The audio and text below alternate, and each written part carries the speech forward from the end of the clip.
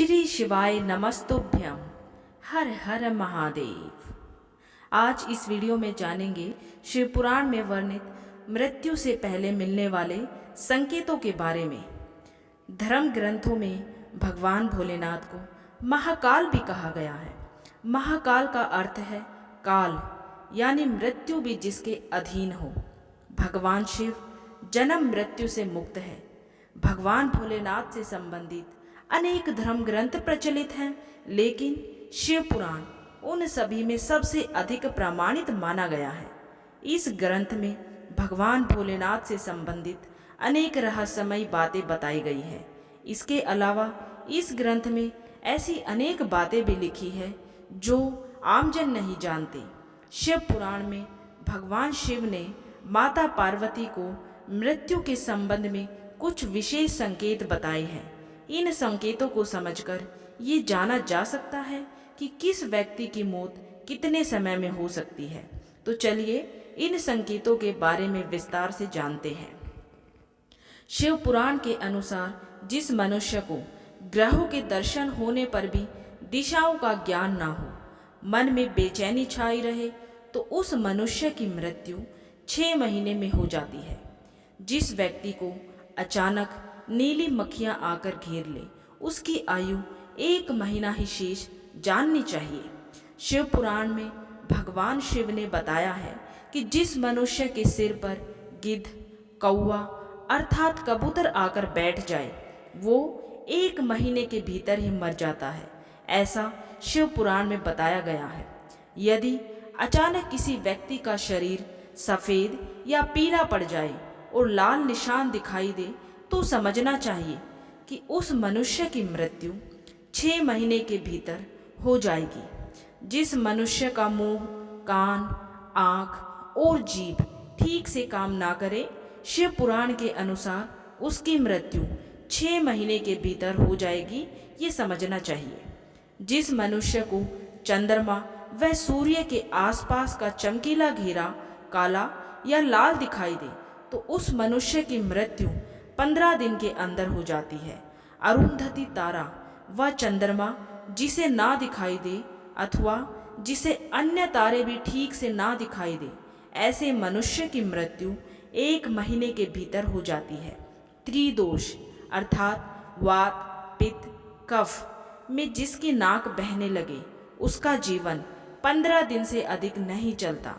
यदि किसी व्यक्ति के मुंह और कंठ बार बार सूखने लगे, तो ये जानना चाहिए कि 6 महीने बीतते उसकी आयु समाप्त हो जाएगी। जब किसी व्यक्ति को जल, तेल, घी तथा दर्पण में अपनी परछाई ना दिखाई दे, तो समझना चाहिए कि उसकी आयु 6 माह से अधिक नहीं है। जब कोई अपनी छाया को सिर से रहित देखे अथवा अपने को छाया से रहित पाए अर्थात अपनी परछाई ना दिखाई दे, तो ऐसा मनुष्य 1 महीने भी जीवित नहीं रहता है। जब किसी मनुष्य का बायां हाथ लगातार 1 सप्ताह तक फड़कता रहे, तब उसका जीवन 1 मास ही शेष समझे, ऐसा जानना चाहिए। तब सारे अंगों में अंगड़ाई आने लगे और तालू सूख जाए, तब वो मनुष्य 1 मास तक ही जीवित रहता है, ऐसा समझना चाहिए। जिस मनुष्य को ध्रुव तारा अथवा सूर्य मंडल का भी ठीक से दर्शन ना हो, रात में इंद्रधनुष और दोपहर में उल्कापात होता दिखाई दे तथा गिद्ध और कौवे घेरे रहे, तो उसकी आयु 6 महीने से अधिक नहीं होती है। ऐसा शिव पुराण में बताया गया है। जो मनुष्य अचानक से सूर्य और चंद्रमा को राहु से ग्रस्त देखता है, अर्थात चंद्रमा और सूर्य उसे काले दिखाई देने लगते हैं और संपूर्ण दिशाएं जिसे घूमती दिखाई देती है, उसकी मृत्यु 6 महीने के अंदर हो जाती है। शिव पुराण के अनुसार जो व्यक्ति हिरण के पीछे होने वाली शिकारियों की भयानक आवाज़ें को भी जल्दी से नहीं सुन पाता, उसकी मृत्यु 6 महीने के भीतर हो जाती है। जिसे आकाश में सप्तऋषि तारे ना दिखाई दे, उस मनुष्य की आयु भी 6 महीने ही शेष समझनी चाहिए। शिव पुराण के अनुसार जिस व्यक्ति को अग्नि का प्रकाश ठीक से दिखाई ना दे और चारों ओर काला अंधकार दिखाई दे, तो उसका जीवन भी 6 महीने से भीतर समाप्त हो जाएगा, ऐसा समझना चाहिए। अच्छे और सुखी जीवन के लिए जरूरी है कि कुछ नियमों का पालन किया जाए। शास्त्रों के अनुसार बताए गए नियमों का पालन करने वाले व्यक्ति को जीवन में कभी भी किसी प्रकार की परेशानी का सामना नहीं करना पड़ता है। स्त्री हो या फिर पुरुष हो, कुछ बातों का ध्यान दोनों को ही समान रूप से रखना चाहिए, अन्यथा भविष्य में भयंकर परिणामों का सामना करना पड़ता है। यदि किसी व्यक्ति में इन 14 दुर्गुणों में से एक भी दुर्गुण आ जाता है तो वो मनुष्य मृतक के समान ही माना जाता है। कौन कौन सी बुरी आदतें, काम और बातें हैं जो व्यक्ति को जीते जी ही मृतक समान बना देती है? गोस्वामी तुलसीदास जी द्वारा रचित श्री रामचरितमानस के लंका कांड में एक प्रसंग आता है, जब लंका दरबार में रावण और अंगद के बीच संवाद होता है।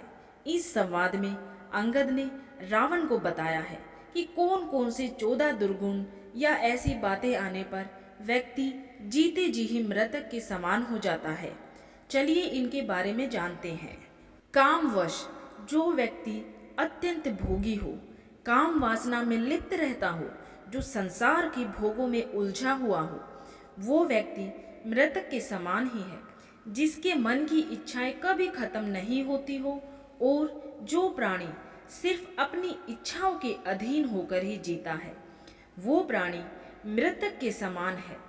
वाम मार्गी, जो व्यक्ति पूरी दुनिया से उल्टा चले, संसार की हर बात के पीछे नकारात्मकता खोजता हो, नियमों, परंपराओं और लोक व्यवहार के खिलाफ चलता हो, वो वाम मार्गी कहलाता है। ऐसे काम करने वाले लोग मृतक समान माने गए हैं। कंजूस लोग, अति कंजूस व्यक्ति भी मरा हुआ ही होता है।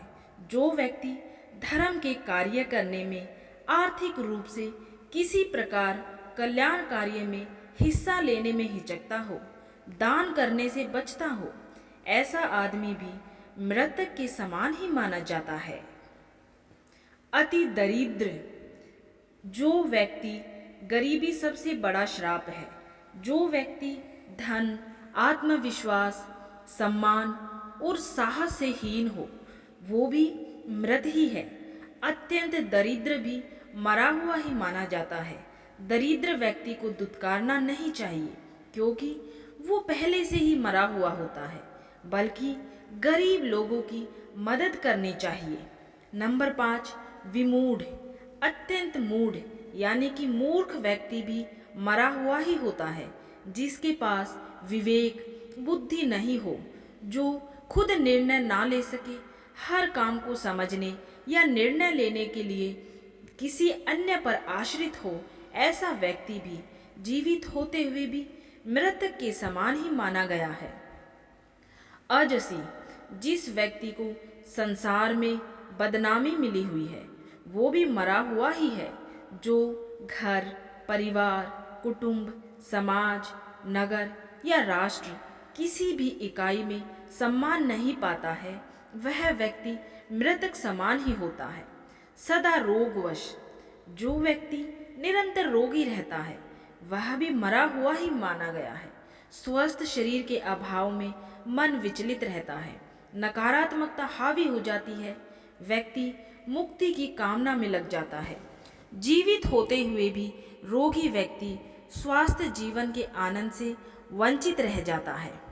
अति बूढ़ा व्यक्ति, अत्यंत वृद्ध व्यक्ति भी मृतक के समान ही होता है, क्योंकि वह अन्य लोगों पर आश्रित हो जाता है। शरीर और बुद्धि दोनों असक्षम हो जाते हैं। ऐसे में कई बार स्वयं वह और उसके परिजन ही उसकी मृत्यु तक की कामना करने लगते हैं, ताकि उसे इन कष्टों से मुक्ति मिल सके। संतत क्रोधी, 24 घंटे क्रोध में रहने वाला भी मृतक के समान ही है। हर छोटी बड़ी बात पर क्रोध करना ऐसे लोगों का काम होता है। क्रोध के कारण मन और बुद्धि दोनों ही उसके नियंत्रण से बाहर होते हैं। जिस व्यक्ति का अपने मन और बुद्धि पर नियंत्रण ना हो, वह जीवित होकर भी जीवित नहीं माना जाता है। अघघानी, जो व्यक्ति पाप कर्मों से अर्जित धन से अपना और परिवार का पालन पोषण करता है, वो व्यक्ति भी मृतक के समान ही है। उसके साथ रहने वाले लोग भी उसी के समान हो जाते हैं। हमेशा मेहनत और ईमानदारी से कमाई करके ही धन प्राप्त करना चाहिए। पाप की कमाई पाप में ही जाती है। तनु पोषण, ऐसा व्यक्ति जो पूरी तरह से आत्मसंतुष्टि और खुद के स्वार्थों के लिए ही जीता है, संसार के किसी अन्य प्राणी के लिए उसके मन में कोई संवेदना ना हो, तो ऐसा व्यक्ति भी मृतक के समान है। जो लोग खाने पीने में, वाहनों में स्थान के लिए हर बात में सिर्फ यही सोचते हैं कि सारी चीज़ें पहले हमें ही मिल जाए, बाकी किसी अन्य को मिले ना मिले, वे मृतक के समान ही है। ऐसे लोग समाज और राष्ट्र के लिए अनुपयोगी होते हैं। निंदक, अकारण निंदा करने वाला व्यक्ति भी मरा हुआ होता है, जिसे दूसरों में सिर्फ कमियां ही नजर आती है। जो व्यक्ति किसी के अच्छे काम की भी आलोचना करने से नहीं चूकता, ऐसा व्यक्ति जो किसी के पास भी बैठे तो सिर्फ किसी न किसी की बुराई ही करे, वो इंसान मृतक के समान ही होता है। विष्णु विमुख, जो व्यक्ति परमात्मा का विरोधी है, वह भी मृतक के समान है। जो व्यक्ति ये सोच लेता है कि कोई परम तत्व है ही नहीं, हम जो करते हैं वही होता है, संसार हमसे ही चल रहा है, जो परम शक्ति में आस्था नहीं रखता है, ऐसे व्यक्ति भी मृतक के समान ही माने जाते हैं। संत और वेद विरोधी, जो संत, ग्रंथ, पुराण और वेदों का विरोधी है, वह भी मृतक के समान ही माना गया है। उम्मीद है दोस्तों आप सभी को ये जानकारी पसंद आई होगी। अगर आप सभी को ये वीडियो जानकारी पसंद आई है तो वीडियो को ज़्यादा से ज़्यादा लाइक करें और सभी को शेयर करें। और अगर आपने अभी तक चैनल को सब्सक्राइब नहीं किया है तो अपने हिंदू धर्म से जुड़े धार्मिक व्रत, त्योहार, पूजा पाठों के बारे में और धार्मिक कथाएं सुनने के लिए चैनल को सब्सक्राइब जरूर करें। वीडियो देखने के लिए आप सभी का दिल से धन्यवाद। हर हर महादेव।